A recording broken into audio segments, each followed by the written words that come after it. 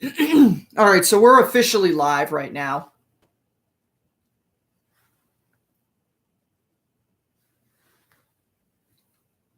Hello, ladies and gentlemen of majority.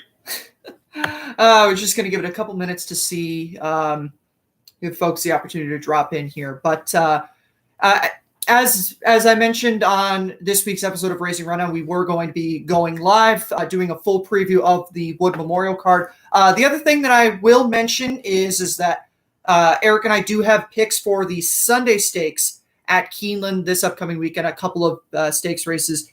One race going 5 furlongs for 3-year-olds.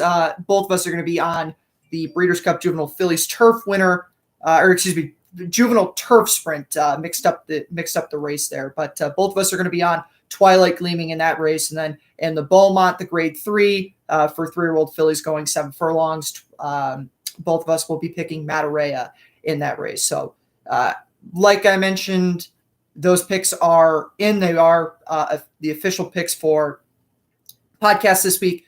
Eric will not be joining us today, but as I mentioned on the show, that we will be joined by my friend Andrew, or some folks might know him as Road Warrior 627. So thank you for taking the time to do the show with us today. Jack, it is both a privilege and an honor to be here.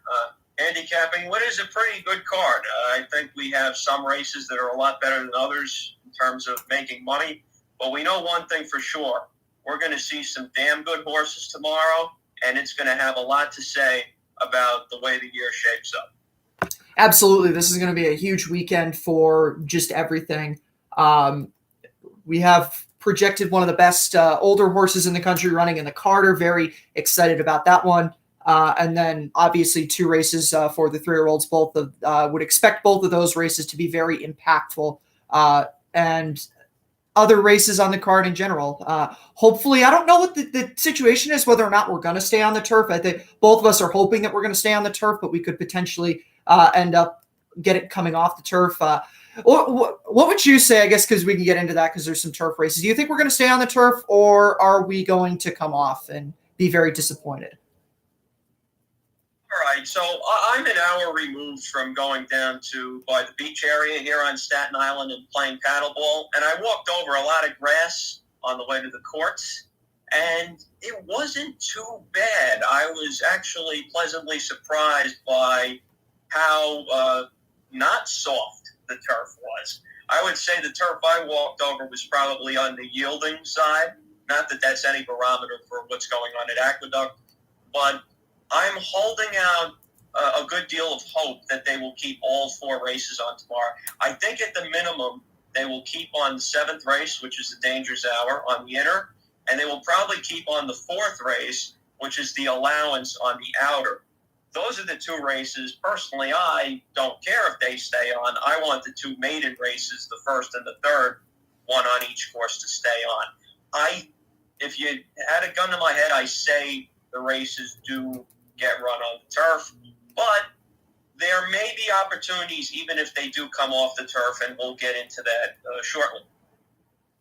Yeah, and a couple of my picks I was able to factor in what the situation could be with the turf. We do have a couple horses that even if they do come off the turf, hopefully they'll stay in their respective races, but if they do come off the turf, then there's a decent shot for them to be able to run well if they do eventually stay in the race. What I'm doing right now is I'm dropping links in. I'm spamming the chat with links for everything. So this week on Racing Rundown, we have 4 previews. I did a preview of the Santa Anita Derby, and I did a preview of the Madison Stakes at Keeneland, which is 7 furlongs being run tomorrow. And then Eric did previews of the Bluegrass and the Wood Memorial. Links are in there, as well as links to our podcast where you can get our weekly episodes where we go through most of the stakes races on a respective week.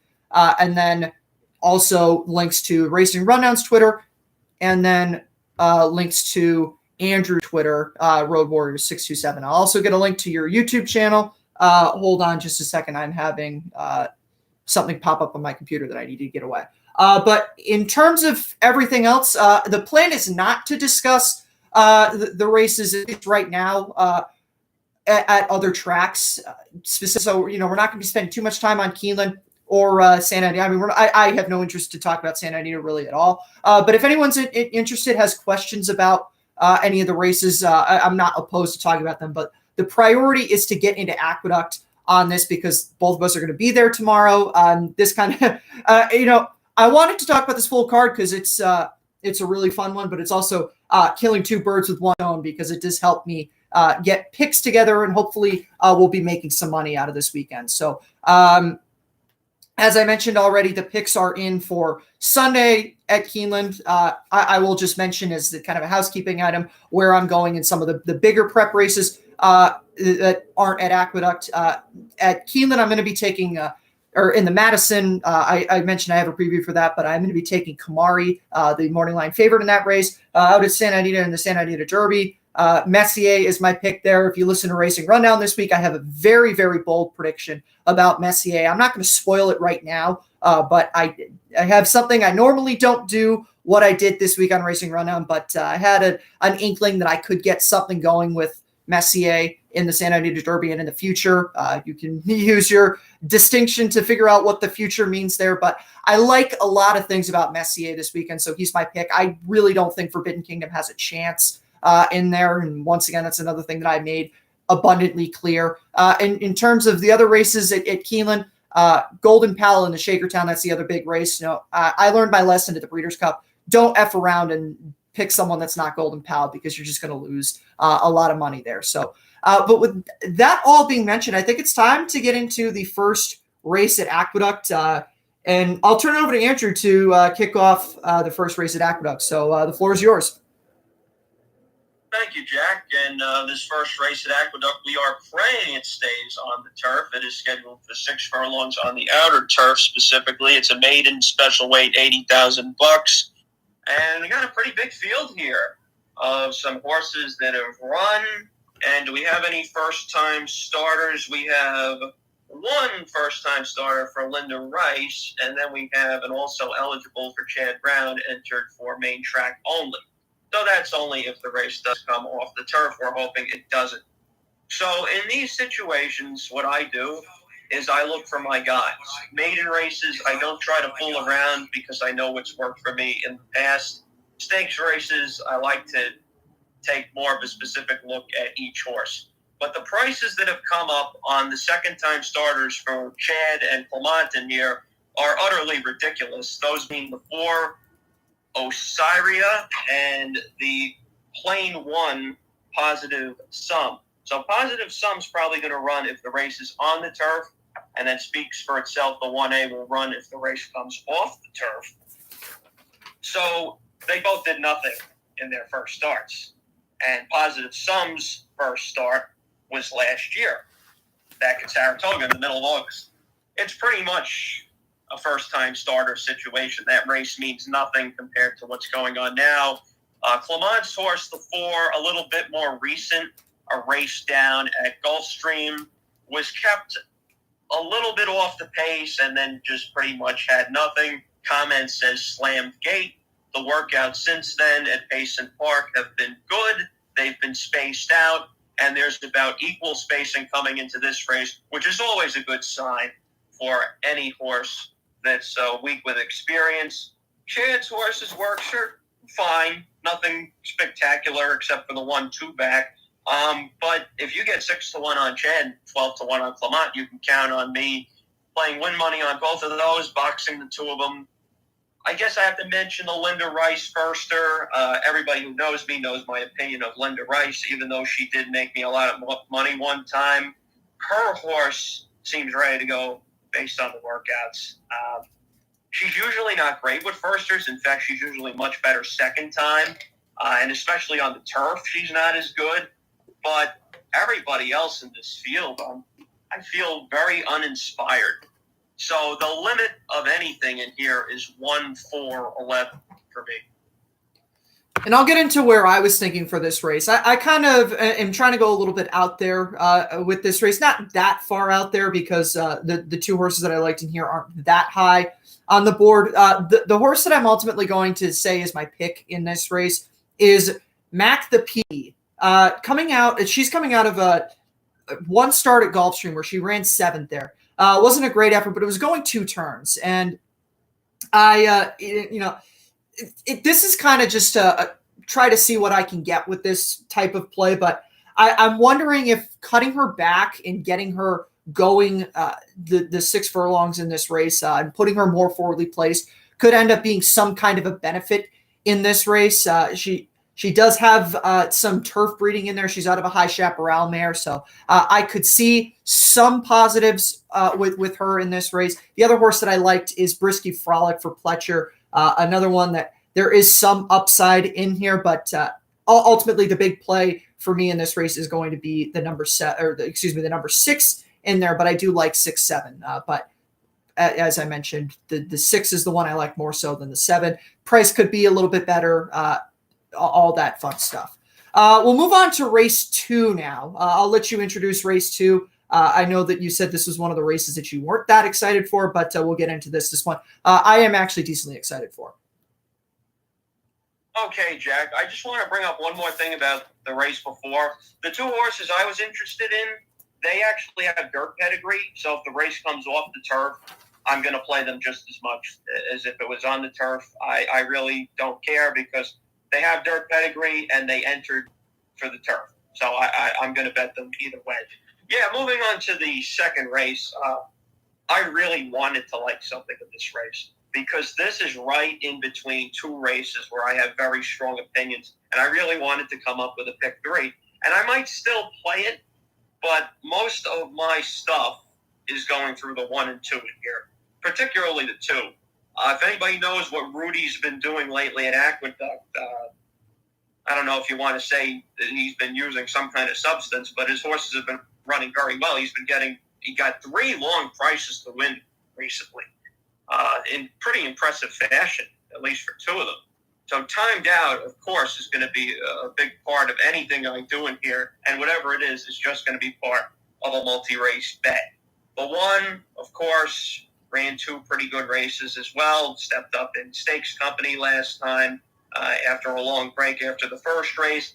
I think if you want to make money just on this race alone, I don't really see anybody beating the 1 or the 2, so I try and get somebody, let's say one of the 1 or the 2 doesn't run well, and try and get somebody into the exacta for second.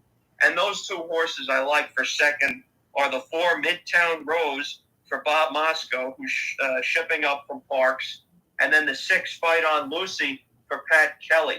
Both of them have figures that are not too far behind the 2 top contenders in here, but they will need to find more.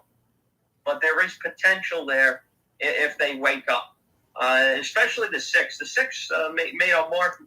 I was going to say markable. I don't know if that's really a word. A noticeable improvement last time.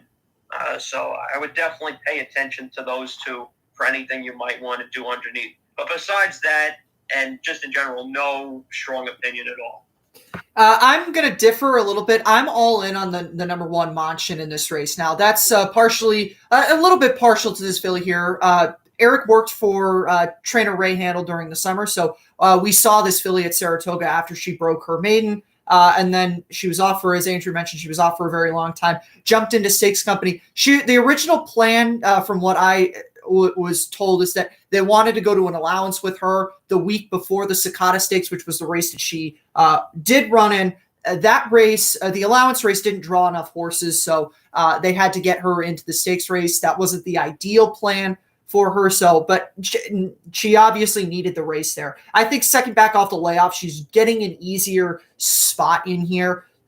Could prove wonders for her. Her debut victory was very nice, and again, that there wasn't much to go on after that. Definitely needed the start. I asked Eric about the race afterwards, and he said that race horses usually need the start back, especially off of a layoff of that kind. If you listen to the episode where we featured her, or she was featured on Maiden Watch, Eric really likes this filly, and usually when Eric likes horses, I usually am drawn towards them. Like I said, the debut win was really nice. It was a Wednesday at Saratoga, so I can understand if some people didn't catch it, but it was a very nice victory for Manchin there. So all in on her. I'm not playing an early pick 3 in this, but if I was, Manchin would be a horse I would single in here. That I'm not extremely confident in her, but I think that it's a pretty good chance that she'll run well. Anything else? It seems like you kind of covered everything that you had in race 2, but anything else for you in here? There were very few races on this card that didn't get me talking in my head. This was one of them. All right, well, now we'll get on to race number 3, which is a race that I know you said you really liked. I was really interested in this race. I could have seen myself going many different ways. I will touch on a few horses, and I'm sure you'll touch on a few horses. So I'll let you go first. Right. So for me, I don't want to. I mean, it's only the third race. There's a lot of opportunity after, and we haven't even gotten into the stakes yet. But I wrote this on my program. Key to the whole day is this race, and it's Chad and Christoph again. But in this situation, I'm a little bit more confident because the race is a mile. It's another $80,000 maiden race, but this time it's 1 mile. So if one of them starts bad, at least they'll have more time to make up the ground. Similar to the first race, I'm not in love with anything anybody's done in here, especially on the turf, assuming this stays on the turf. There's a lot of experimenting that's going on in this race. And, of course, I have to go to number 9, Cognitive Bias, for Chad Brown. Workouts, they're okay. Chad's horses don't need to have fast workouts to run first time. And I'm going to go to Clement again with the 4, Courtin Charlemagne. So that's the easy part of the whole situation. The hard part is going to be which one do I play more heavily, and that's probably going to be Chad. But I'm going to box the 2 of these heavily. Let's talk about Pedigree for a quick second. Cognitive Bias is by Gun Runner. I know he's been very good with 2-year-old sires. I don't know what he's been doing as far as turf. American Pharaohs, they seem to be able to run on anything, so I'm not at all concerned about Clement's horse. Apart from those 2, obviously I have to look at Pletcher's horse a little bit. Ran 2 decent races on the turf last year, number 11, Al's Rocket. And then the only one that made a strong impression on me was the Plain 1, which, again, is part of an entry for Jorge Abreu, who, of course, used to be the assistant trainer for Chad Brown. And just the first-time starter angle is another thing. I don't like to get beat by first-time starters, hence why they are the top 3 selections for me in this race. If I just boxed the 2 first-time starters in a race 40 minutes ago, I would have had $40, and I didn't do it because I'm stupid. But I'm not going to make that mistake in this race. Definitely 9-4-1, going to box that triple, and we'll be using Todd's horse in the Superfecta. You got to run. Chad, don't run in here. I'm screwed. Andrew and I didn't even plan this, but we basically are on the same horses in terms of which ones we like. Now I'm going to be playing it a little bit differently because I really like the Clement horse in here, Courtin Charlemagne. If the race stays on the turf, perfect. American Pharaoh horses can run great on the turf. If it comes off the turf, I will mention if this race comes off the turf, Swing at the Dam has produced a couple of stakes runners. The one that will probably be the most familiar to folks is Travel Column, who was a Kentucky Oaks contender last year. But the Dam also produced Neolithic, who, if you remember way back 5 years ago in 2017, he was a horse who it had occurred almost over $2 million, never winning a major graded stakes race because he ran placing efforts in Pegasus World Cups and Dubai World Cups behind Arrogate and Gun Runner in those respective races. So the Dam can produce horses that can run. I'm not sure what to think about the turf angle. If the race stays on the turf, the American Pharaoh play is definitely what would carry him on the turf, but it comes off the dirt. The Dam can produce horses that run. So to look at the pedigree angle, a lot to like about Courtin Charlemagne, pedigree angle. Another horse that I'd like to mention, House Street, once again with the Dam. Not really a ton of great form, but Conviction Trade is a horse who's been great at stakes place before on the turf. Street Rumor produced that horse, so there is some turf there. Honor Codes, not really too clear if they prefer one or the other, but usually they'll tend to be pretty decent, whatever the surface is. And again, this race could come off the turf. This race could stay on the turf. But again, couple of things to like with the Dams for those horses. Like Andrew mentioned with Cognitive Bias, Chad's always dangerous with a firster in here. I also was intrigued by Al's Rocket, because Els Rocket has run a couple nice efforts behind some pretty good stakes horses. One of them was Fort Washington, who ran in a stakes race at Tampa. He didn't run terrible in there, but he didn't win the race. But he's never this horse has never missed the board in 3 starts. However, this is a pretty difficult maiden race. Even if it comes off the turf, and if it stays on the turf, it's a good race one way or another. So definitely a very exciting race. A lot of ways you can go. But the big play for me here is Court and Charlemagne, and I would play him if this race stays on the turf and the 1A doesn't get in here. I would definitely play a Charlemagne on top of a House Street exact. A lot of that's a big pedigree angle, but I think these horses have some good chances to run well. But this is a very exciting race, and I'm definitely in the same boat as Andrew. I hope that they stay on the turf in this race. Is that all you got in this one, or do you have anything else to add? If I didn't mention it already, it's just that price will dictate the distribution in the win money between the Clement horse and the Chad horse. If Chad starts getting slammed and goes down to 3-4 to 1, chances are I'll be putting more on the Clement horse. And that's damn information I didn't know, Jack, so thank you for that. Yes, no, I was looking for some dam angles there. There's a couple of both, though. The dams have produced stakes runners. Again, and the one thing I will also mention about Street Rumor, the dam of House Street. This race is a mile. She has another runner who's been running on the dirt by the name of Equal Pay. Equal Pay has been running about 7 furlongish races, been winning that. So generally around a middle distance, and that horse Equal Pay has been producing the results. And as I mentioned with Conviction Trade has turf stakes experience. So you can kind of combine those two together. Maybe you'll get something there, but just to throw that information out there. We'll move on to race number 4, a mile and a 16th on the turf. Really unfortunate that the 2 Chad Brown horses are coupled in this race, because I would definitely play the long way in here. Now, I mentioned, or not the long, or I don't know what, it's completely random which way bettors go in these races, and I'm notoriously awful at predicting the way the way odds are going to go in races, but I really liked Dreams of Change in here of the 2, and if they weren't coupled, then I would play Dreams of Change. Coming out of a 5th place effort at Gulfstream, I really love the angle. Chad, second time U.S. after a defeat. The race didn't really go that well at the start for Dream of Change, and I should say Dream of Change. I'm adding an S that doesn't need to be there.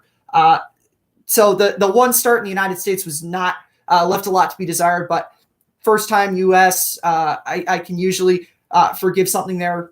But the problem with this race is the 2 Chads are coupled, and so I can't take a coupled entry, so I had to look somewhere else, and I'm going back to that second time U.S. angle. The other part about this one that's a little bit stronger is the break between races is not, well, there's actually not a break, but the time between races is not as bad as it is with Dream of Change. And that is Ready to Venture, a horse in here who had been running all over the place in Europe.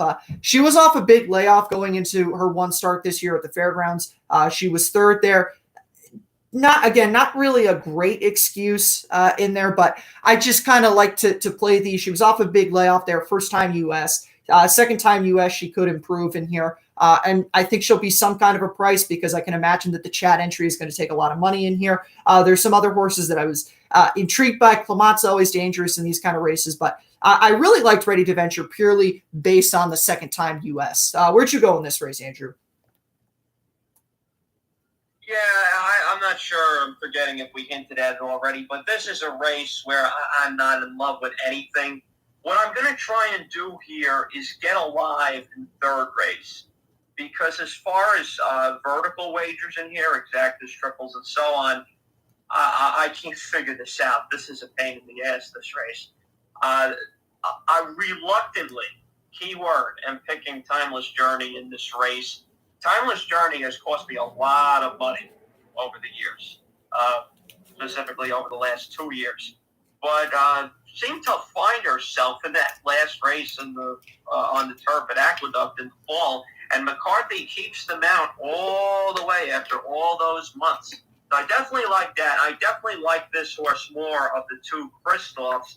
I will mention the other Kristoff, the shipper. You really don't know what you're getting there, working down in Florida. I don't know what to think about that. All I know is it's Vermont, so the horse is dangerous. Enough said. The Chad entry. This is when you don't bet Chad. This is just horrible. You're going to get 5-2. I don't even think you're getting that. I think this entry is probably going to be in that 9-5, maybe even 8-5 range.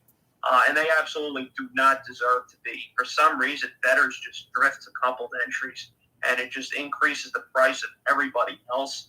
I don't love either of these two horses. I can absolutely see them winning, but I don't need them in here. They're not going to do anything great for me.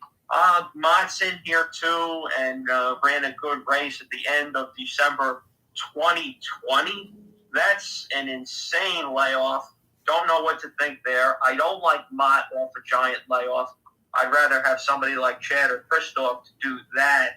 Therefore, I'm going to box the two Kristoffs just because I have to.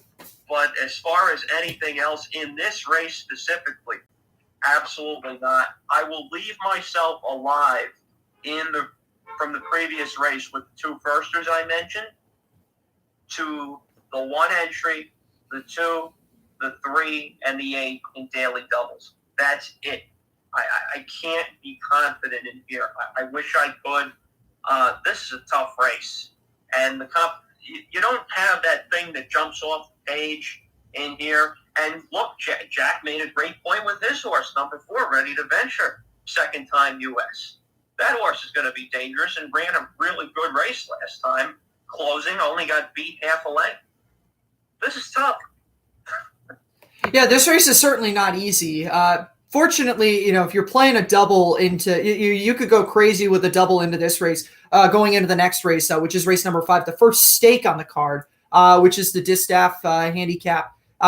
Are you trying to beat search results in here? I wasn't, but I am usually I'm usually pretty okay with taking short prices. I don't think that she's invincible here. I thought about trying to beat her, but I wasn't going to try to. Are you? Okay, so a lot of times the term for going against an even money or odds-on favorite like this is taking a swing against. I'm taking a bunt against search results, a very light bunt just to get to first base. And that's what the number 1, Easy to Bless. I know Kevin Cox, a guy who I greatly respect, has a really strong opinion about this horse. And this horse is coming back in 2 weeks off a really impressive win for a trainer who doesn't get a lot of good horses. But when he gets good horses, they run good. And Jimmy Ferraro deserves to win a historic race like this as much as anybody else. 12-1. You're getting one of the smartest riders on the NYRA circuit, quietly. Jackie Davis, you might look, say, 11, 12%. She had an incredible winter. She was riding nothing the entire time and kept finishing second and third with bombs. I really think this horse has a chance to at least hit the board. I don't know how the exactas and triples are going to be, especially if the 4 or the 6 win this race. Glass ceiling's tough too. The 6, 3 wins in a row, low to mid 90s speed figures. Search results is coming off a big layoff. Glass ceiling has recent foundation. I will be taking a very small shot with Easy to Bless, a little bit win in place, and play a triple with that horse, search results, and glass ceiling. Search result, yeah, she's the horse to beat. It's Chad Klarovich. But I personally am more scared of the 6 than I am the search results. So yes, I'm trying to beat her and I'm trying to beat the 6, but it's not with a great deal of confidence. Everybody else in here, they're going to need to find something. I suppose Fletcher can pull something out of his behind with Zahel, like what happened in the Mother Goose that one time at 18-1, but I just don't see it. Yeah, I was a little bit nervous about the 3 Zajal in here. I will say I did consider for a long time picking Glass Ceiling. She's in really good form right now, but as I've mentioned, I'm not opposed to, especially when we're on Racing Rundown, I'm not opposed to picking short prices. I don't love layoffs like this, but you can usually depend on Chad off a pretty big layoff. You look at search results as Aqueduct form. She won 2 stakes. She won the 2 stakes for 3-year-olds last year that she ran in, the Busher and the Gazelle.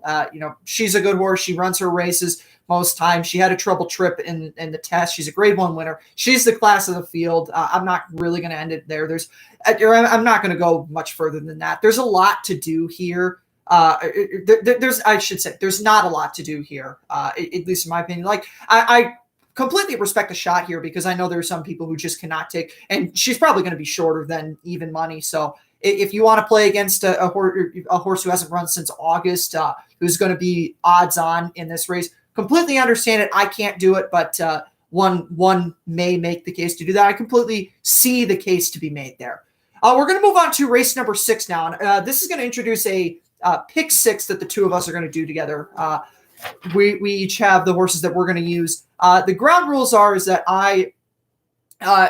we decided that we're limiting ourselves to 4 horses in each race, and there's only one race where I went 4 deep. Most races I used 2 horses. There was the first race, or the first leg of this race 6, I used 3 horses, but for the most part, I used 2 horses throughout the courses. But we're going to start off with race number 6, which is a $20,000 claimer. The horses that I'm going to use here are the 1, the 2, and the 5. I'm using the 2 because I wouldn't be surprised, Andrew, if you are also on the 2. I hear you talk about this horse a lot of times. I think we've been at the racetrack a couple of times when he's been in races. So for the culture there, I'll include him in here. Last time out at Aqueduct on Gotham Day ran second, and he hits the board relatively consistently. So there's some good upside with him there. Good Luck Chuck is coming out of a 15-length victory at Charlestown in an allowance race there. What was he beating? I have absolutely no idea, but 15-length victory at Charlestown in a race like this that's a complete dartboard. Why not? And then the 5 Yankee division here, the morning line favorite.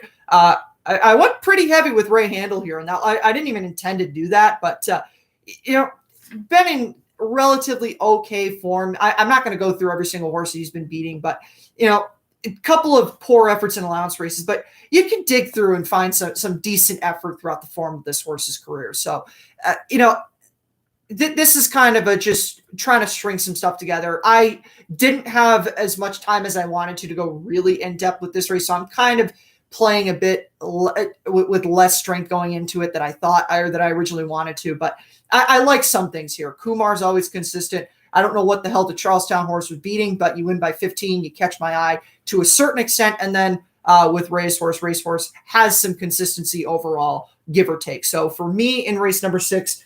That is 1, 2, 5.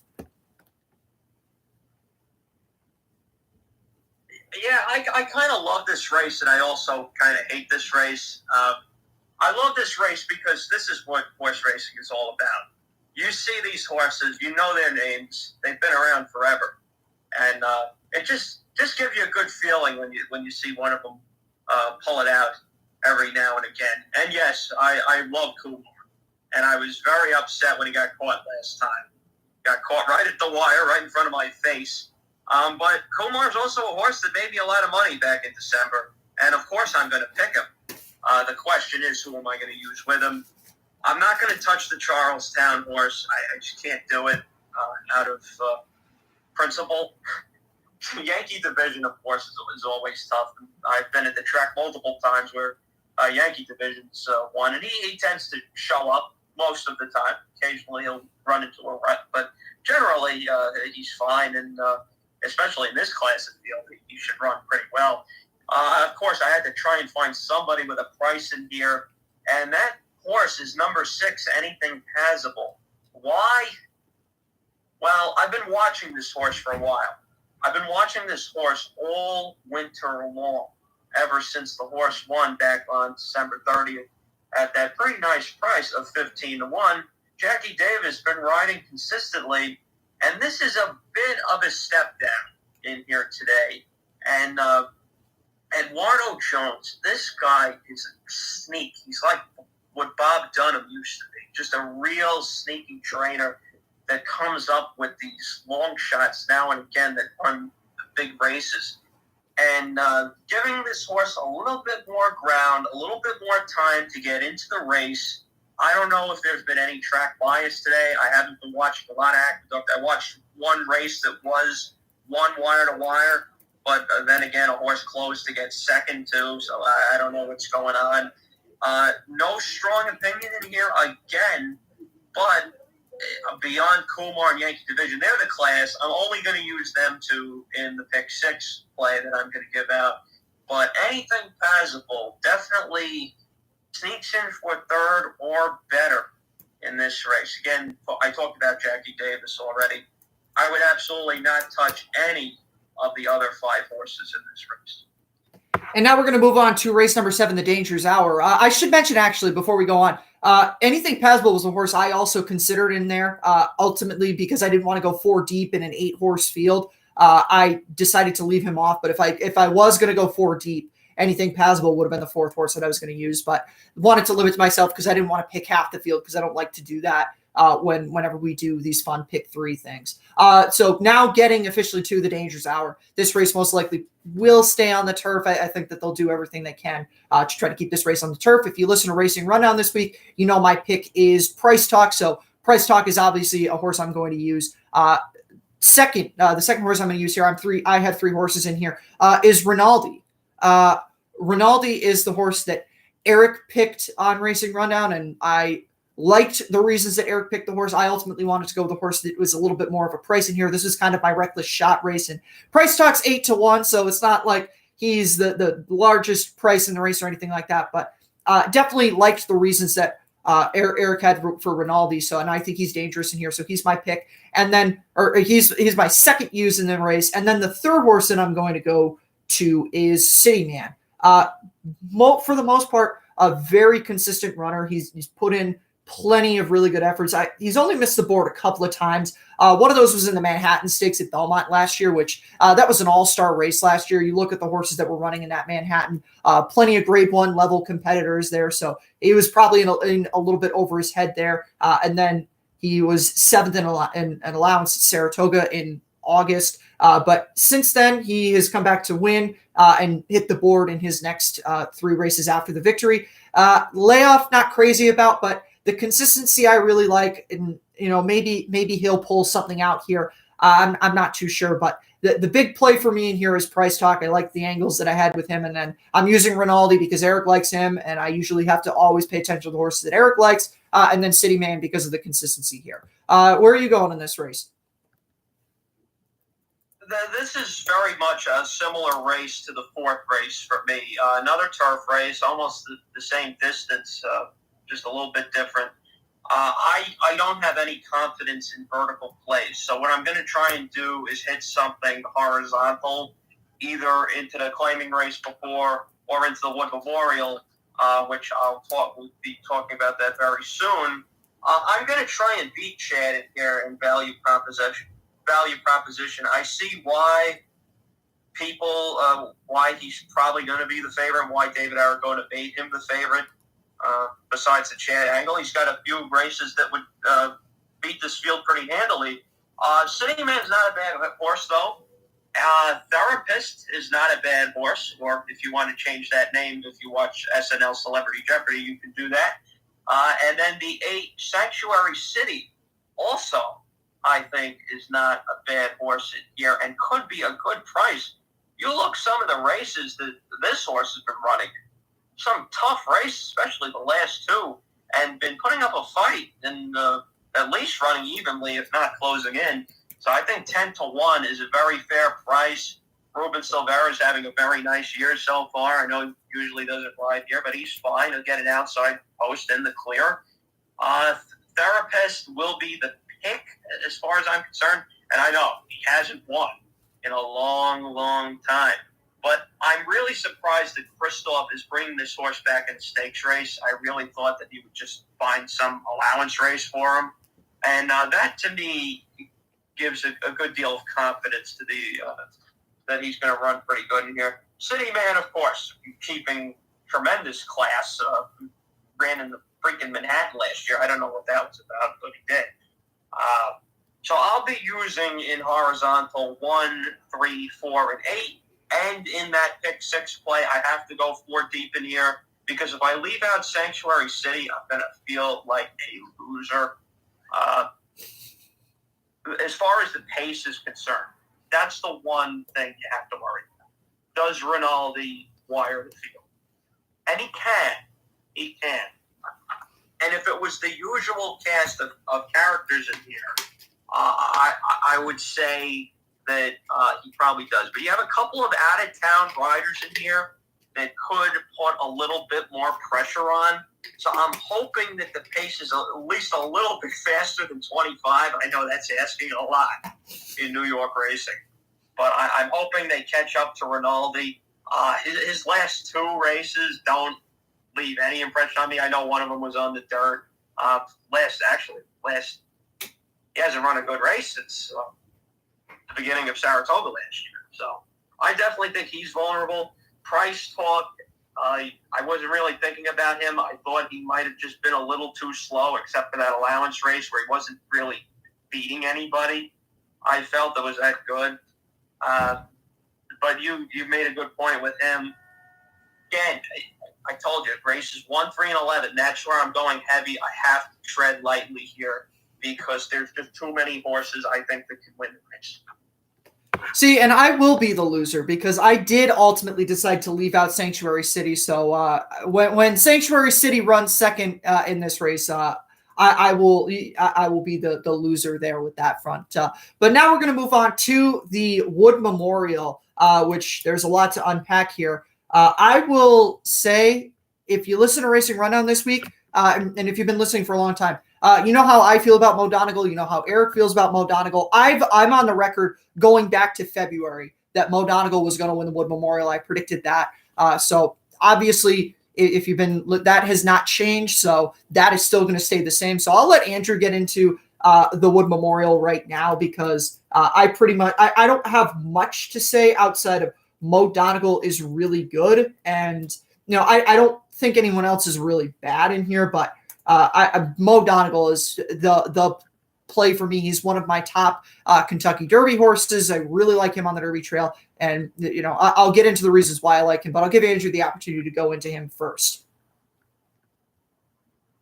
Yeah, this, as my dad would say, this is a watching race. This is, as I like to say it, it's a popcorn and lawn chair race. You can sit back and see what happens. If you have to use this race in a sequence, I don't see how anybody except the 1, 3, or 5 win this race. Now, I'm not as bullish about Mo Donegal. I almost think the 1, 3, and 5, you can toss them up. Any of them can win this race. Morello, he has to get the extra furlong, which, based on the Gotham, maybe he'll do it easily. Early voting, that Withers was really good. And he just took it to him. I know that the pace looks slow. That was a dead racetrack. Mo Donegal, of course, won the Remsen. I'm sure he's glad that Zandon is not here and running in the Bluegrass. I'm surprised. I thought Irad would ride this horse. And I think that's what might hurt him. Because as much as Irad isn't aggressive, Rosario sometimes can be very unaggressive too. Just ask anybody who bet Knicks Go in the Pegasus World Cup. Us. Ask anybody that plays Belmont all the time, and you'll know the answer to that. So you think, well, yeah, I'm just going to watch this race. Wrong. This is a race, I told Jack before we came on, I'm doing something very weird here. I'm protecting myself. And what am I protecting myself against? I'm protecting myself against Todd Fletcher in this race. I'm playing just a little on both the 2 and the 4 across the board. Because Fletcher has a knack, these Derby prep races, even the ones he doesn't win, which is, he wins a lot of, to run second and third. We saw it in the Gotham just a month ago. Both his 2 big bombs were right there at the finish behind everybody else, behind Morello and Dean's list. They were right there. So why can't Golden Code step up? Why can't Long Term win his first race? I don't know. The Mo Donegal early voting or Morello, I'm counting on them improving, especially the first 2. At least Morello has run a really impressive race so far in his 3-year-old year. But I have to protect myself against Fletcher here. I can't use him in the multi-race bets. But at least if one of them wins, or maybe both of them run second and third, anything like that, I can get my money back for all the other stupid things I did throughout the card. That's the strategy. It's just protection. Nothing more, nothing less. Sure, you can box the 3 Pletchers, but this is just a really outside case if crazy crap happens, like last year's Wood Memorial. My pick in the race is Morello, which I can't believe I'm doing this, because I said right after the Gotham, I said, this horse ain't winning the Derby. This horse ain't getting close to the Derby. The more I think about it, I think he's run the most impressive race out of any of these horses. And I saw no signs of them slowing down at the end of that race. Those Blue Lion people, I think they might be cheering again right next to us at the finish line on Saturday. This is just a really good race. It's a very quality Wood Memorial, which we haven't seen too often lately. I think this could be considered a Grade 1 field. Absolutely. As a Derby prep race, I think this could be considered a Grade 1. It's a hell of a lot better than the Arkansas Derby. I certainly agree. This is the deepest Wood Memorial that we've seen in a while. I'm disappointed that In Due Time didn't show up in this race. If you remember from the Fountain of Youth, he was the horse that Paco was riding that caused the whole mess there. I would have expected that we would have seen him, so I'm not really too sure why he's here. But I'll address one other thing, because I know Andrew mentioned it, and I'm not sure how many people remember this, but the reason why Irad isn't at Aqueduct, or isn't riding Mo Donegal at Aqueduct, is because Classic Causeway was originally supposed to go to the Bluegrass. A week or so after the Tampa Bay Derby, Brian Lynch made an announcement and said that they were going to go to the Bluegrass, and they ultimately changed their mind and ran him in the Florida Derby, and we all saw how well that played out. But Irad had committed to ride Classic Causeway at Keeneland, and Pletcher had actually named Rosario to ride Mo Donegal. I don't remember when that came out, but David Grenning had tweeted that, so if anyone's interested in finding that, you can dig back through, find it. So that's why Irad isn't here, because he had originally made the commitment to ride Classic Causeway at Keeneland. That didn't play out, so I know some people would probably say, well, Golden Pal's also there. Yes, but that happened back in March, so if anyone's confused why Irad's not on Mo Donegal, I haven't really seen anybody say this, and I've seen the question not just from you, from a lot of people. So that's because I remember that getting out there. So just to clear up the question of why he's not there, that's my theory, and I think that that's the case as to why he's not here. But to get into this actual race, again, I really like Mo Donegal. I've been saying he's going to win the Wood Memorial pretty much since the end of February. You look at the 2 horses that he ran behind in the Fountain of Youth. Simplification's really good. White Abario, or I'm sorry, the 2 in the Holy Bull. You mix up those races. White Abario already won the Florida Derby. Simplification, you saw what he came back to do in the Fountain of Youth. Those are 2 really good horses, and he ran his A race there. Pletcher coming back first time 3-year-old, they're not usually going to win. And if you listen to Racing Rundown back in February, we said Mo Donegal's not going to win this race, but Mo Donegal's a play for the future. And he ran about as well as I thought he could have there. Short stretch at Gulfstream, going a mile and a 16th, the horse that needs all the ground to close in. He was cutting back from the Remsen into the Holy Bull. And, it showed there. He was cutting back there. It wasn't a bad race for him. I thought it was a rather good race. Some people didn't agree with it. And I've seen this horse getting dogged a lot on social media over the course of the last couple of months. Pletcher does this almost every year. He takes a 3-year-old who loses their first either first start back or their first stake start as a 3-year-old, drops him in a 100-point prep race, whether it's the Wood Memorial, whether it's the Bluegrass, whether it's the Florida Derby, whatever. He drops him in a race, and they win that race, and then you look back at that race and you say, damn it, I should have had that. That's what the kid – now, unfortunately, you didn't say that about the Wood Memorial last year, but good luck trying to see that going into the race. But known agenda last year. The big comp, though, with Mo Donegal is he looks a lot like Vino Rosso coming in here. And Vino Rosso was a pretty good price in that race. You can go back through the years. Almost every year, with the exception of 2020, because 2020 was a COVID year and doesn't count, but every other year, Pletcher has a 3-year-old in a major final Derby prep that he dropped in there, and they get the job done. Now, I have gone double with this because Emmanuel was my pick in the Bluegrass, but Pletcher does this all the time. So again, not going to keep relitigating this. Just my advice to you, don't let Pletcher beat you. I think that that's perfectly reasonable for Andrew to protect himself from Pletcher. That's not what I'm doing. The other play that I'm going with in here, I'm fading Morello in early voting. And that's not because I think they're bad horses. I agree with Andrew. Initially, I thought early voting's race in the Withers was really bad, like most other people did. But that was a dead racetrack, and the figure was wrong.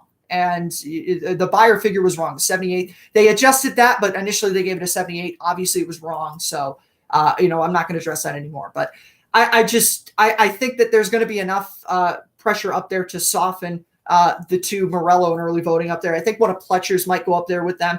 And the horse that I like in here, aside from Mo Donegal, I don't think he's good enough to win the race. And this is another one that Eric is really on. So Eric's kind of pulled me to this horse, but it's Barise for Mike Maker. This horse is coming out of a really nice effort in the Gander Stakes. He is going to love 2 turns. He hasn't gotten to go 2 turns yet. 2 turns is going to really benefit this guy. And you're going to give him 2 turns in this race for the first time, and potentially a pretty decent pace in front of him. I could see him hitting the board here at a pretty decent price in here, because the 3 stakes horses are all going to get played more so than he is. So he can float a little bit. Depending on how much he floats, he might be a horse that you consider for a show wager. And I'm probably going to be playing a 1-8 exacta here, because like I said, when Eric likes horses, I usually tend to like them. So that's where I'm going with in here. Mo Donegal, 1-8, but emphasizing Mo Donegal in front of that. And if you listen to Racing Rundown this week, you know how much Eric likes Mo Donegal. I don't need to relitigate that, but definitely go check out episode 153 if you want to hear what Eric has to say about that. I think you covered everything, but do you have any other thoughts about this race just before we move on? I can't wait to watch it, and I hope that there's empty boxes by the finish line during this race. That's I think we should be there maybe like 15 minutes before the race. I don't know if we should even go down. We should make sure we have a box there. Yeah, absolutely. More so than anything else, I'm very excited for this race, and in general, like you said, I'm going to echo your point. I already echoed it, but I'm going to echo it again. It's really refreshing to have this is the deepest Wood Memorial field that we've had in a long time. And, the Wood Memorial gets a fair amount of criticism, but it's nice to have a good effort, or it's nice to have a good field for this year's Wood. We'll move on to race number 9. Not going to spend a whole lot of time on this. At least I'm not. Speaker's Corner is my single for this race. The last 2 efforts have just been really, really good. If you watch Gulfstream last week, Fearless won by 6 lengths, and Fearless is a horse who Speaker's Corner has beaten the last couple of times. Eric was, if you listen to Racing Rundown this week, Eric called Speaker's Corner a freak. He's definitely one of the best milers in the country. Who knows what's going to happen with Life is Good if he runs in the mile, or if he doesn't. If he doesn't, then that race is prime for Speaker's Corner to take. But Speaker's Corner is just taking a really massive step forward as a older horse. I'm going to say one thing. I am very, very pessimistic, or not pessimistic, but I complain a lot about trainers taking the really good horses overseas a lot of times. And I wish that we get more good horses that run in American races. And this is an example where we're going to get that. Speaker's Corner had the opportunity to go over to Dubai, did not do that. And thank you, Bill Mott, for giving us the opportunity to see this horse run in the United States in a race like the Carter. It's his first opportunity to get a Grade 1. I think he'll do it, and I think he'll do it rather easily. Just as the Wood Memorial has been weak in some recent years, so has the Carter. Not this time. This is a great Grade 1 caliber sprint race, and it makes the history of this race very proud. I'm going to try to beat Speaker's Corner. This is a little bit more of a strong opinion this time. You can tell throughout the program today, I have not had a lot of strong opinions. And this is the other race I didn't mention where I have a strong opinion. My opinion is that this race could fall apart. And so I'm looking for a horse to come from behind. So you might think of First Captain. You might think of the Uriah St. Louis horse. He just won the Excelsior here recently. I'm going to the Old Man Mind Control in this race. And I'd almost think I'd never pick this horse because he beat Firenze Fire by a head in the Neyrood after Iria gave that terrible ride in that race. I could never pick the horse to beat Firenze Fire in his last race at Belmont. Well, I am. I think this race could set up for Mind Control. I know he might be getting a little long in the tooth, but what was wrong with his last 3 races last year? Nothing. And Rosario, I mean, he's going to come from behind, so I got no problems with that. As far as multi-race bets, I'm keeping this simple. This is 4 and 8 for me.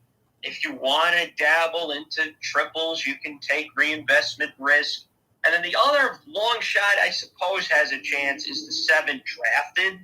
I want to stay away from McGahee because whenever I bet McGahee, he seems to lose. So Drafted at least ran a good race in the toboggan back in early February. Came from off the pace and drew off pretty good. I know this field is incredibly more deep than this. But those are the other 2, the 1 and the 8, the 1 and 7. But this is not anything creative, but it is, I'm fairly confident that even if Mind Control doesn't win, I'm 95% sure this horse hits the board. Absolutely. Just because I want to be clear, are you using anybody else besides Mind Control in this race? 4-8. 4-8. All right.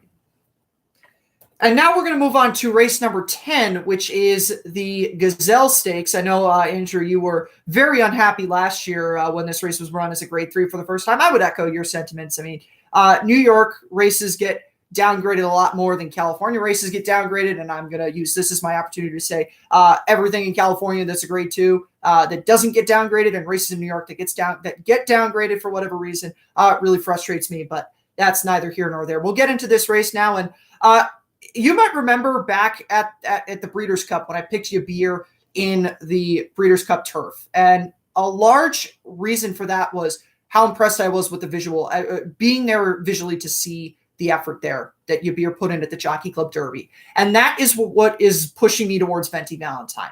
The other thing that's pushing me towards Venti Valentine is Nest is running today. Nest was my pick on Racing Rundown in the Ashland. The Ashland is going off in about an hour, so I don't know if we're going to be on or just over an hour, I should clarify.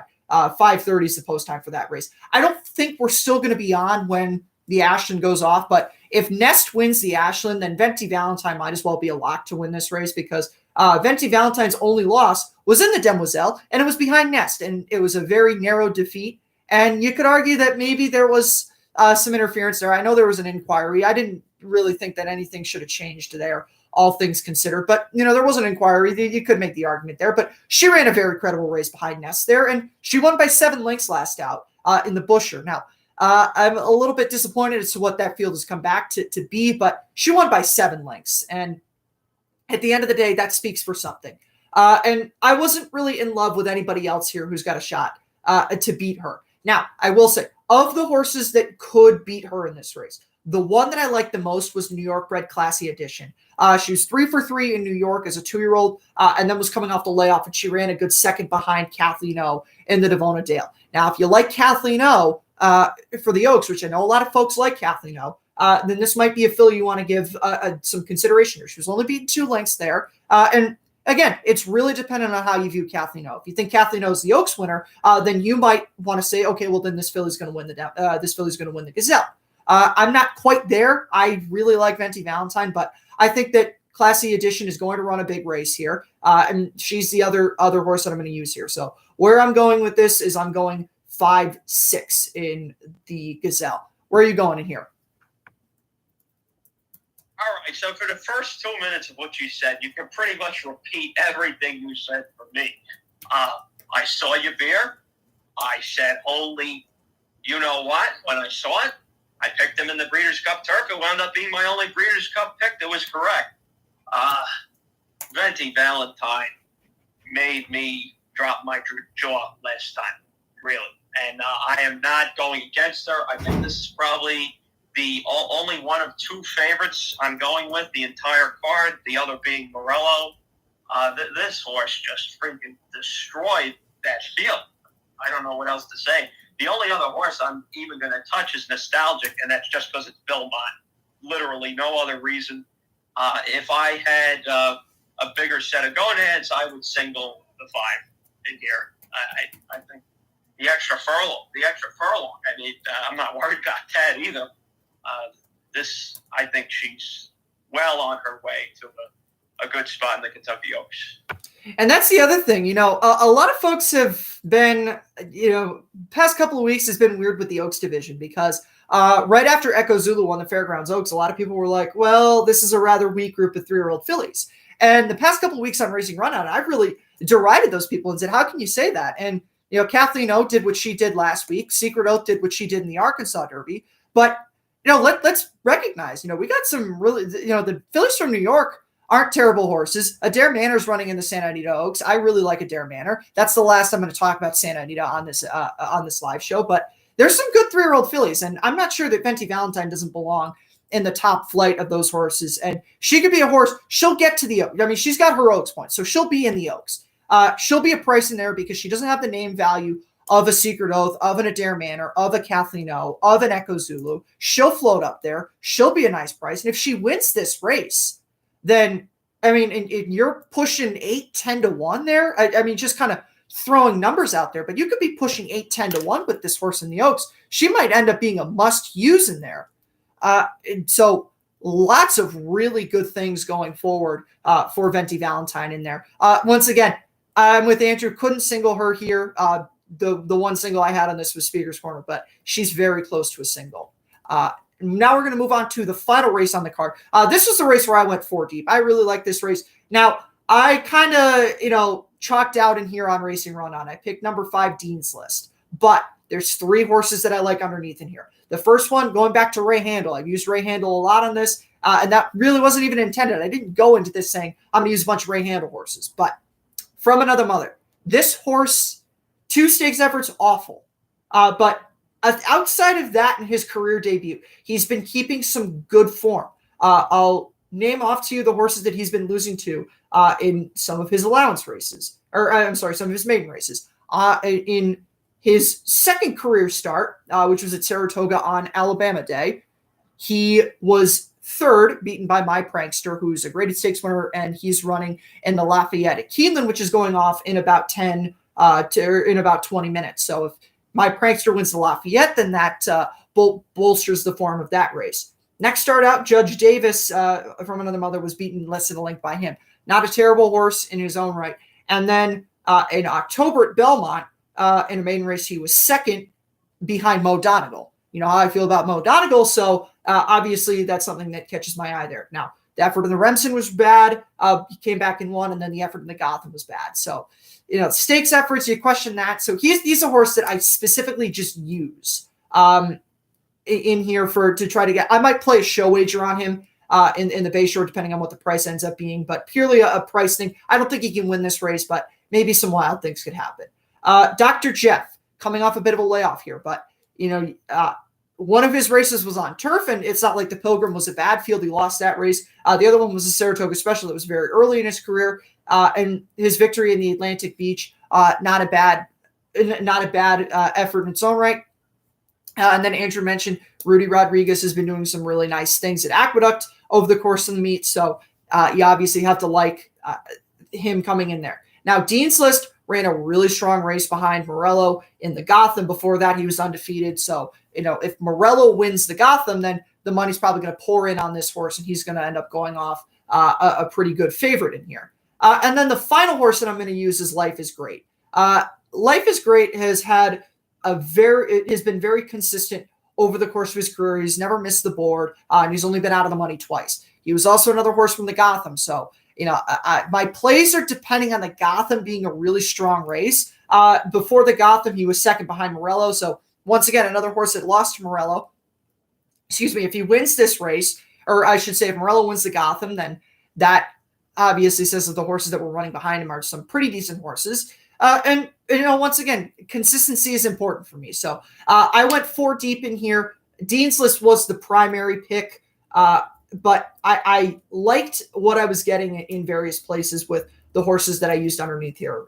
Ray Handel, because of the price and the consistency with From Another Mother, aside from the stakes efforts, but I think that he might be a little bit better going the one turn. Dr. Jeff, layup concerns me, but the effort last time out in November wasn't the worst. And then Life is Great, once again, the same thing. with the consistency. So the numbers for that, because I did go talking for a lot. 1, 3, I believe 5 and 10 in this race. Yes. 1, 3, 5, 10. The only race where I went 4 deep. Don't know if I'm going to play this pick 6, but I feel relatively good about most of the horses through that. What are your thoughts on the closer, race number 11, the Bayshore? Okay, so the Bayshore, this is a race where I have a very strong opinion. Let's talk about the Lafayette just for a second. That's fine if my prankster wins that race, because then I'll be alive in a daily double. So that's fine if either him or Chad win. So we'll be rooting for that coming up in about 15 minutes. But this race is a sentimental race. And the reason it's sentimental is because of number 6, Highly Respected. I might get 5 to 1 on this. I know he's 4 to 1 on the morning line, but if Morello winds up running big in the Gotham Dean's List, as Jack said, will take money. Witt is going to take money because how he started his career, and Highly Respected can drift up. Yes, it's only his second race. I love that race. It won me a lot of money because I had him heavy to win, and I had the exacta with actual odds. Now, we have to talk about actual odds. Actual Eyes came back recently and ran like doo-doo. I don't think that matters, though. I think that could have just been a problem with the horse. He ran so bad, it was hard to believe. I can't believe that that's him. That race was strong. It was run in an insanely bad. I know the track was fast at that time, but still 109.3 for a first-time starter. That's ridiculous. I love Highly Respected in this race. I'm dedicating at least $20 to him, dividing it up between win, place, and show. Probably it's going to be simple, and $10 win and place. That's it, done. The other horses in here, of course, Witt, I'm going to give a little bit more leaning to of the 2 Pletchers, although I see why with Dean's List because he has the early speed. I'm hoping with Witt that Pletcher has finally figured out this gate thing because he's had so many problems coming out of the starting gate. And you'd think by this time they worked on it enough that he'd be able to get over those problems. I don't know. I just, the Dean's List, I felt like he was kind of wilting earlier in that race. I know he still hung on and ran a second beaten 4.5 lengths to a horse who I thought ran a really good race. I'm picking in the Wood Memorial. But I feel like he kind of just threw in the towel a little early there. This race is 2 furlongs shorter. It's only 7. So that's going to help him. But I just feel like I want the class of Witt, that back class that he was running in all those tough races last year.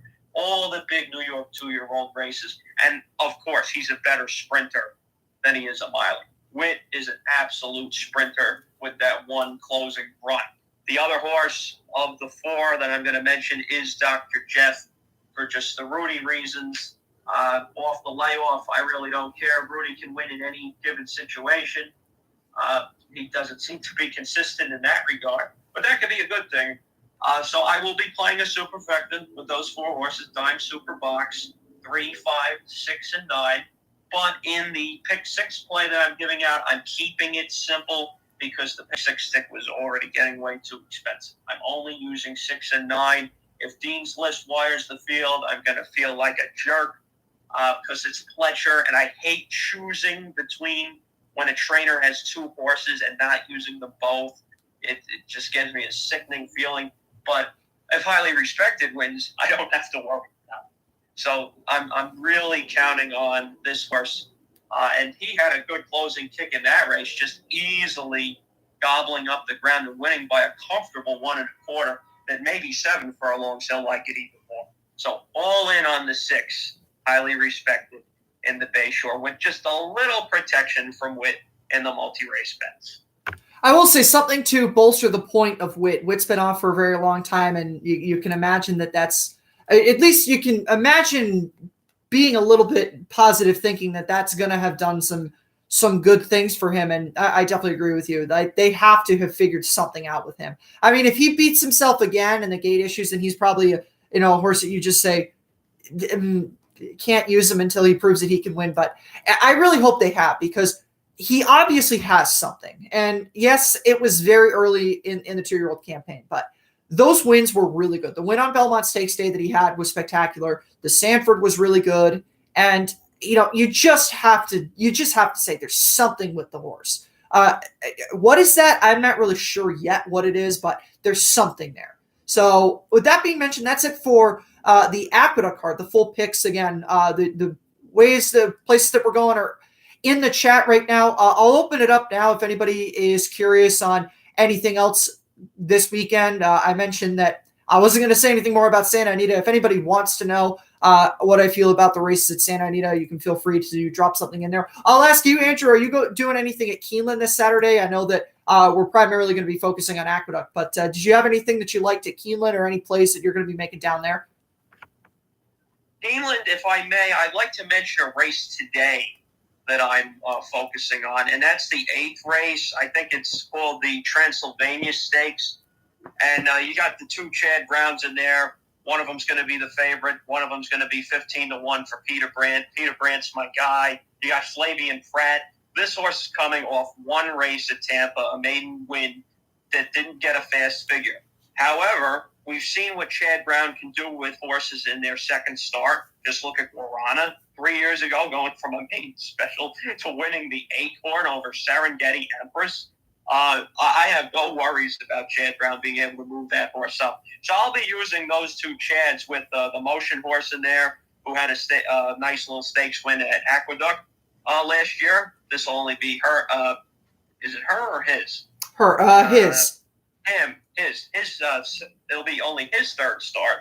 The only Napoleonic War, my choice's second start. And Verbal, the Chad favorite, also only 2 starts. So I'm going with a little bit of newness over experience in that race. There are some stakes quality horses down there, and I'm going to be using Chad and Pletcher in the race before leading into a daily double. That one goes off in about 10 minutes. And that was really it, just today, not tomorrow.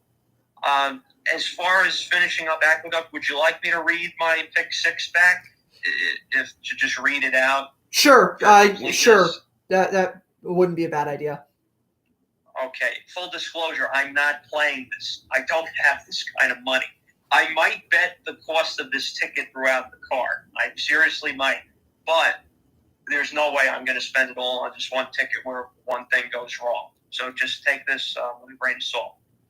Okay, starting in race number 6, 2-5 with 1, 3, 4, 8 in the Danger's Hour, with 1, 3, 5 in the Wood Memorial, with 4, 8 in the Carter, race 9, with 3, 5 in the 10th, the Gazelle, and finishing up with 6 and 9 in the Bayshore.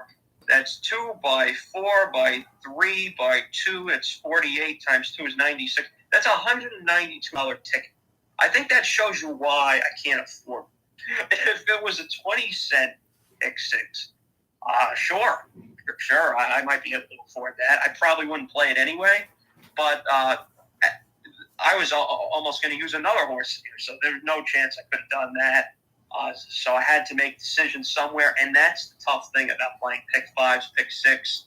I played a pick 6 once. I got 4 legs in, then I lost, and I played a pick 5 last year on Belmont Stakes Day. And if I didn't play that, I would have been up so much that I would have quit betting, because I nailed the Witt race you were talking about, and I nailed the race after, and I should have just been done, but I kept playing like an idiot. So, and I spent $24 on that stupid pick 5 ticket. These are just not my things.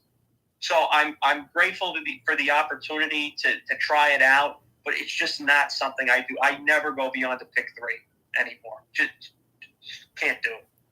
Yeah, I never play multi-race wagers either. I just thought that so full disclosure, neither of us are playing this because neither of us can afford this, because as Andrew mentioned, his is $192. I haven't done the math on mine, but mine is probably pretty expensive. I did factor the single in there with Speaker's Corner, and I guess, if you were going to try to play a pick 6 like this, you could convince yourself that Venti Valentine is a single here, but it wasn't for me. But once again, this is just for ha-has. I'll read mine off again. Race number 6, I went 1, 2, 5. The Danger's Hour, 1, 5, 7. That was race number 7. 8, race number 8, the Wood Memorial, Mo Donegal into Parise, 1-8. Race number 9, Speaker's Corner, the 8th. It's a single. Race number 10, Venti Valentine over Classy Edition, 5-7. And then race number 11, 1, 3, 5, and 10, with my Racing Rundown primary pick being Dean's List. As I already mentioned at the top of the show, but I'll throw this out again, Eric and I do have 2 more picks for this week at Keeneland. They are the 2 stakes on the card tomorrow. Twilight Gleaming, the Breeders' Cup Juvenile Fillies winner, is the horse that both of us are on there. And then Matarea in the Beaumont, butchered the name pronunciation there. I apologize for that. Reason for Matarea, she is coming out of an allowance victory, and her start 2 back, she was beaten by Secret Oath in an allowance at Oaklawn on New Year's Day. So, and you know what Secret Oath's come to do. Matarea had some good runs last year, so a good opportunity to think that there's going to be some good things coming from there. We'll mention once again the previews on Racing Rundown. You can check out the Wood Memorial and the Bluegrass previews. Those were both the 2 races that Eric did. I did a preview of the Santa Anita Derby. I did a preview of the Madison. My Santa Anita Derby preview is going to piss off a lot of people because I said that Forbidden Kingdom, who likely is going to be the favorite in the race, has no chance to win it. Stand by it. I've been saying that Forbidden Kingdom's a good horse, but can't win the Santa Anita Derby ever since he won the San Vicente, and I'm even more confident about that now. I did, on Racing Rundown this week, did have a very bold prediction that if you want to hear that, go listen to Racing Rundown this week. I don't make predictions like that ever. It breaks all my rules, but I am going to break my rules, and we're going to see how that works out. Hopefully, it ends up working out, because it's going to be very, very unfortunate if that doesn't work out. If you're watching Keeneland right now, just to refresh your memory, if you haven't caught Racing Rundown this week, I'm on the 12 Tejano Twist here. Andrew, I believe you mentioned that you were playing Chad and Pletcher here in this race. My Racing Rundown pick was Tejano Twist. He is currently sitting at 9-2, and just so that I'm getting your horses right, what are your horses sitting at right now?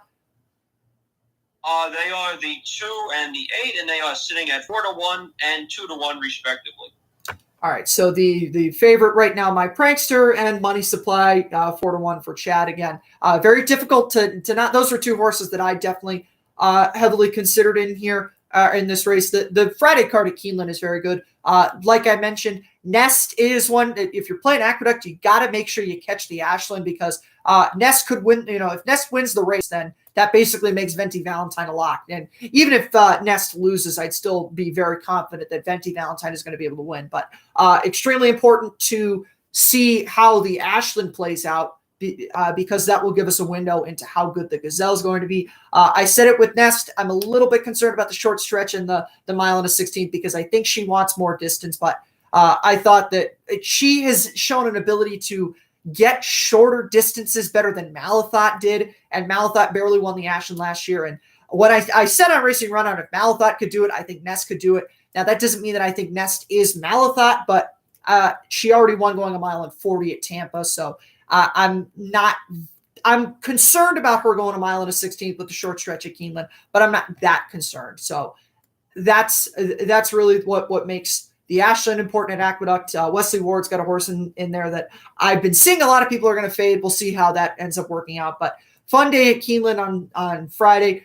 Very excited for the Wood Memorial on Saturday. I think we've all earned a really good weekend of racing. I know both of us were talking before. This has been a long week for us. A lot of stuff for Racing Rundown, a lot of stuff for just in general life things and school and all that fun stuff. So definitely have earned the trip to the racetrack.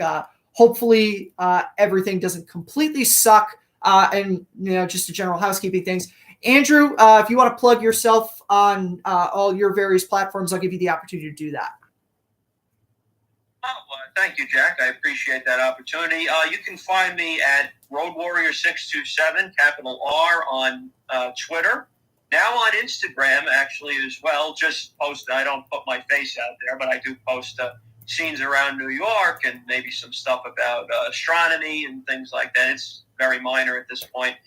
The YouTube channel, haven't done much this year. I think I got 3 videos up there. This month, though, I'm planning to have at least one. I'm going to be doing a preview for the Belmont Spring Summer Meet, just a general meet preview, which everybody knows that's my favorite meet of the year. Won't be giving out daily selections as I have in the past, just because it's way too much for me to do, and I got bored of it after a while. And then, of course, I'm going to do a Kentucky Derby preview. How long that's going to be, I don't know. But you can definitely expect those two things soon. It's all Road Warrior 627. Should be able to find it pretty easy. Same logo, same everything. And Jack, as far as you're concerned, thank you for this wonderful opportunity. And I agree. I just hope that not everything sucks tomorrow. I can handle losing $50 tomorrow. I can't handle losing 100 plus. Yeah, I was talking to some people in classes this week and just talking about how awesome this weekend's going to be. And I also, Eric and I were saying this to each other, and I've just been saying this to a lot of people. I'm never going to have so much fun losing so much money this weekend because there's a lot of things that could end up sucking this weekend. And again, I'm in on a lot of things, not just at Aqueduct, but through Racing Rundown. We're in at stuff at Santa Anita, although Santa Anita, fortunately, doesn't look like it's going to be that bad. But Keeneland, I am not awful at Keeneland. I've been having a bit of a dry spell as of late at tracks that aren't named Aqueduct or Tampa Bay Downs. So the fortunate thing about Aqueduct is we are still carrying, Racing Rundown is still carrying a very, very good percentage numbers there. I'm not going to plug the numbers because I don't like to brag that much, but we have been playing Aqueduct really, really well. So hopefully that those stats survive this weekend because we're well over 75% in the money collectively, myself and Eric, in the picks that we've done since the beginning of the winter meet back in the fall winter meet back in November of 2021. So hopefully those stats survive this weekend.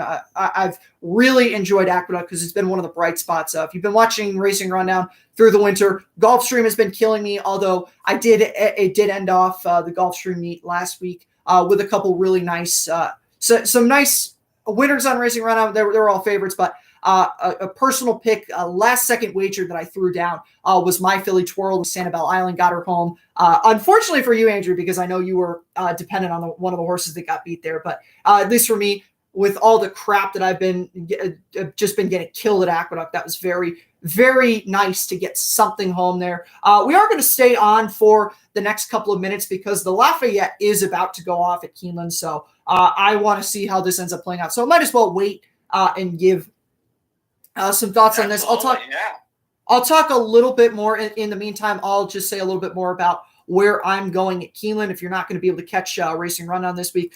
In the Commonwealth Stakes, which was a 7 furlong sprint race there, I went with Special Reserve last year in the Commonwealth, and he was a long shot horse for Maker. I'm doing the same thing with Endorsed. He is 8-1 right now on the morning line. I have no idea what he's going to go off at race time, but it worked well for me last time. I hope this is going to work for me. I hope that it's going to be one better this time because we were second last year with Special Reserve. And of course, Special Reserve went on to have a couple really nice stakes efforts afterwards.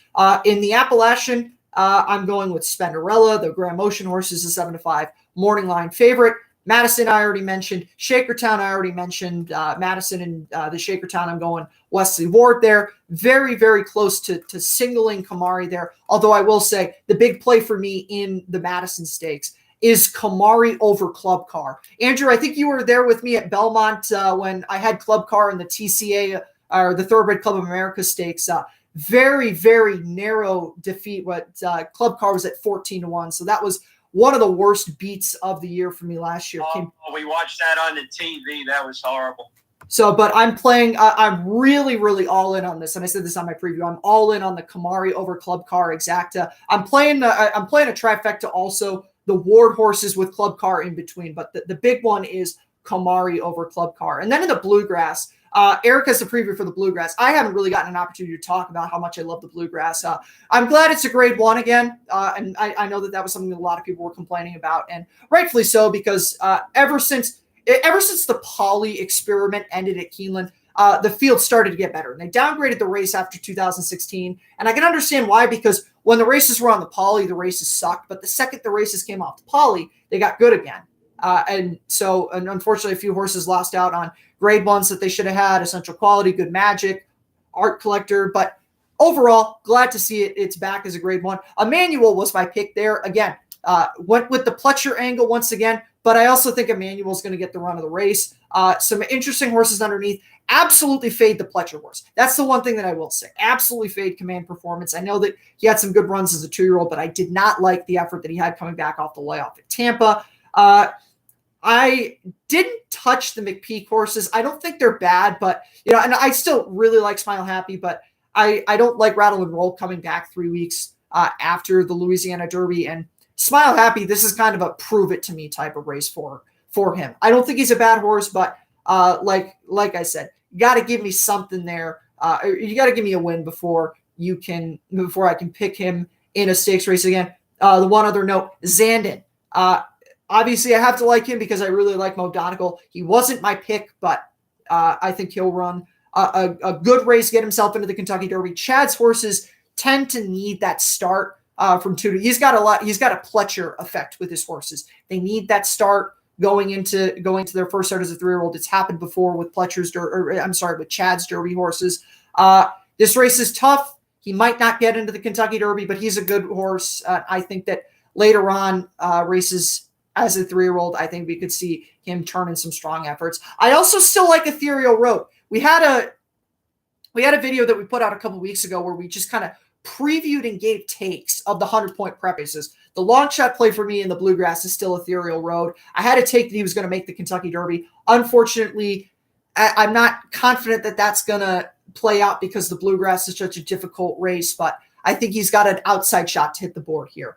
We're currently loading in the Lafayette. Andrew is on 2-8 in this race, and I'm on the 12 Tejano Twist in here. Tejano Twist was my racing rundown pick. And outside of, I don't remember if I had any other horses that I liked underneath here. Eric's pick is Old Homestead, the 3. So if you're looking for those of us that did stuff for this race, the horses to watch are 2, 8, 12, and 3, not in that order. Now the race is off at Keeneland and Lafayette. So after the Lafayette, we're going to end this off. But you're a little ahead of me, I think. Yeah, I am a little ahead of you, so I'm going to shut up and not spoil anything that's going on in the race. But and I'm pretty much going to see it coming. It's a dirt race, so just to echo this once again, I'm very, very excited for this weekend of racing.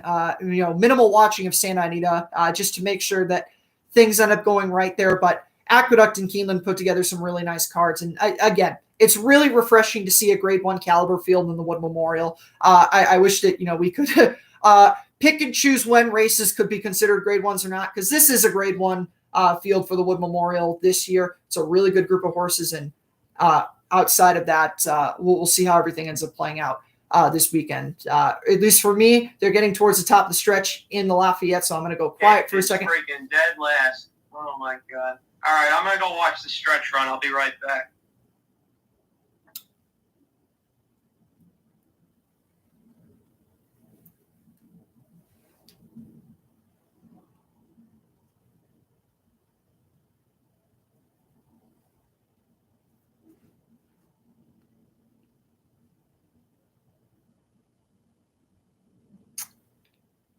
Well, good for Eric, I guess. Wow. Yep. Shout out to Eric on that one. We do get the first winner of the year or of the week for Racing Runout. I don't know if Eric's watching right now, but shout out to you there. That was a very nice effort. And I think Eric said that was how, if this horse was going to win the race, that was how he was going to win it. So absolutely nailed that one there. Another week where we had a nice greater than 8-1. If you've listened, that's now 3 weeks in a row where Eric has pulled something really, really nice. And I just got a text from him, death taxes tilted down. So really, really nice one there. And like I mentioned, 3 weeks in a row, we got a really nice steal with Folsom last week at 8-1. He never should have been anywhere close to that. Of course, Dubai World Cup. Eric was able to throw. Actually, I should give myself credit. That is 3 weeks in a row, or at least I need to see if I pull something pretty good. But couple nice picks for me the last couple of weeks. Country Grammar and the Dubai World Cup. Still celebrating that one, even though it kind of makes me feel bad to celebrate it. Because I do have some morals, but it was nice after all the work that I put in for that preview to get that one. Folsom, though, really nice winner there. But props to Eric there. 3 weeks in a row, 3 greater than 8-1 picks. Crown Pride, Folsom, and now God, I can't remember now. Old Homestead. Hopefully, that's a start to a really big weekend for us. We'll see you next week on Racing Rundown. Thank you for stopping by. If you were here for a little bit, be sure that if you haven't already, be sure to check out our stuff. If you haven't subscribed already, subscribe to Racing Rundown. Go subscribe to our podcast where you can get weekly stuff from Racing Rundown every week where we go through all the cards. We'll have a lot to recap next week with all the races. Hopefully, like I said, get some nice plays in this week. Andrew, thank you for joining me. If you haven't subscribed to him already, go subscribe to him on his YouTube channel. Also on Twitter, we did plug that.